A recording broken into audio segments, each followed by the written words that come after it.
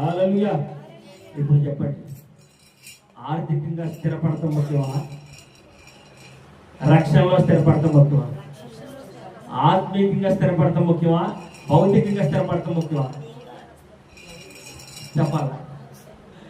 ఆత్మీయంగా స్థిరపడటం ముఖ్యం, ప్రభువులో ఎదగటం ముఖ్యం. కాబట్టి ఈ లోకములో ఉన్న అనేకమైన గొప్ప గొప్ప స్థానాల కంటే కూడా ఉన్నతమైన స్థానం ఏంటంట? దేవుణ్ణి కలిగి ఉండటమే.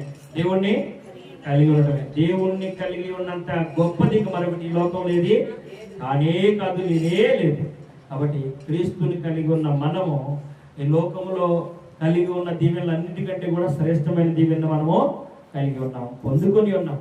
కనుక మన ప్రతి అవసరత, ప్రతి కరువు, ప్రతి కష్టము, ప్రతి నష్టము ప్రభు చూచేటి వాడిగా ఉన్నాడు. ప్రభువే అన్నిటికీ సమాధానం ఇచ్చేటి వాడిగా ఉన్నాడు. ఆయనే మనకు కావాల్సిన ప్రతి ఈవిని కూడా అనుగ్రహించే